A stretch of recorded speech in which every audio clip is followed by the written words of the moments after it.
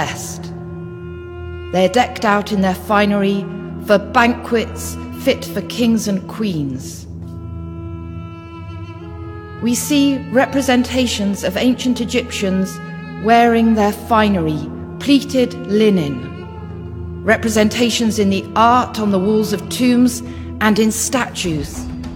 The fine pleated linen garments carved in the limestone. The ancient Egyptians wore cosmetics. They wore makeup like we do today. Both men and women put crushed pigment around their eyes. The scribe seated here has copper inlay around his eyes. This represents crushed malachite, the hydrous copper carbonate. The lady here is wearing black makeup around her eyes. This is the lead sulfide galena. When the ancient Egyptians wished to look their best, they wore jewelry in inlaid glass, gold and semi-precious stones. They imported lapis lazuli from Badakhshan in Afghanistan. The backs of these ducks on these bracelets are inlaid with lapis lazuli. Both men and women wore jewelry. The Mayor Sennefer, painted on the columns in his tomb, wears large earrings, collars, amulets, armlets and bracelets.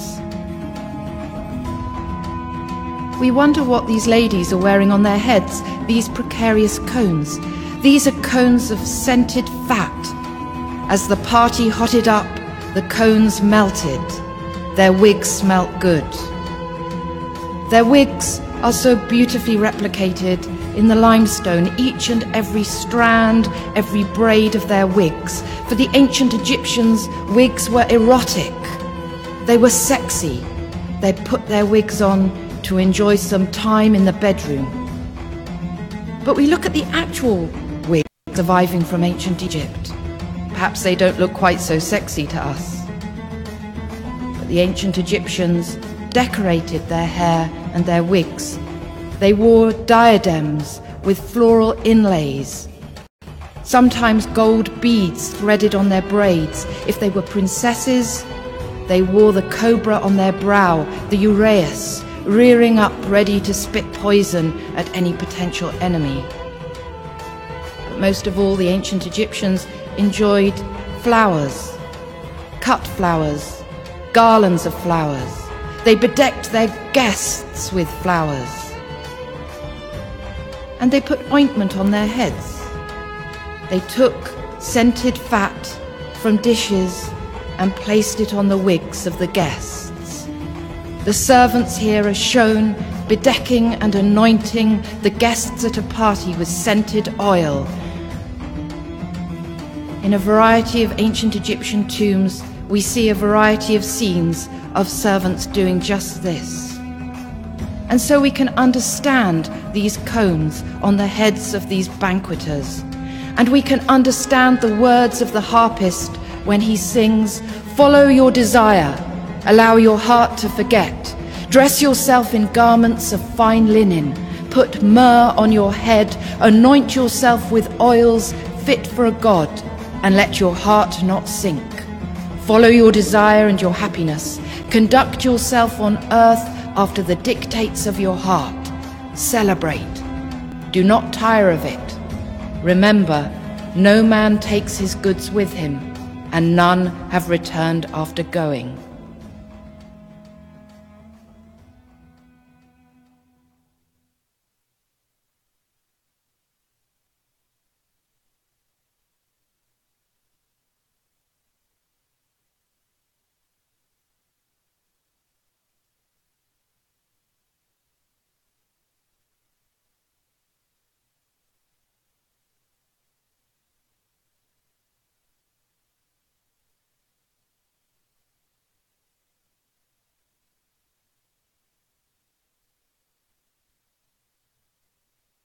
الثناء على روما. وما لم يطأ المرء أرض روما فلن يتسنى له أن يتصور أية مدرسة هي، فالمرء يبعث هنا من جديد إنجاز القول. وإن أفكاره السالفة تبدو مثل قماط الطفل، فالإنسان العادي تماما يغدو هنا شخصا بارزا، لأن عقله يكبر ويتسع إلى حد هائل حتى لو بقيت شخصيته على حالها.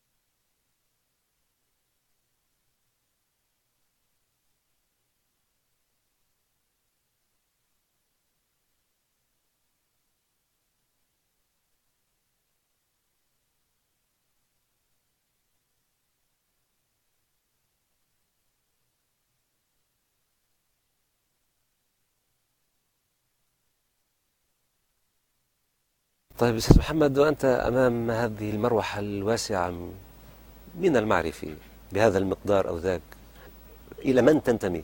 إلى أين تنتمي؟ يعني هل أنت إماراتي؟ أنت عربي؟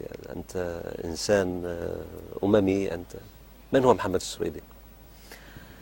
الحقيقة تعلمت أن أكون إنسانا، وتعجبني مقولة لجلال الدين الرومي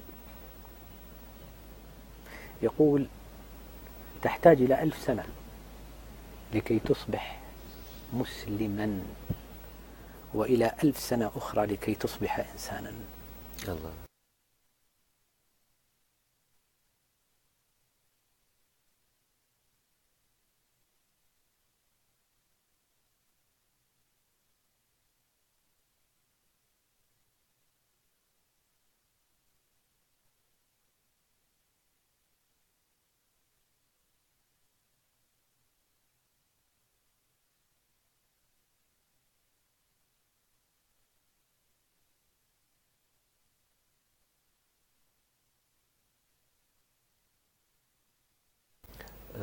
عما تبحث؟ شوف، عن المعرفة فقط أم عن ذاتك، عن خلاصك، عن خلاص؟ سقراط رجل عظيم،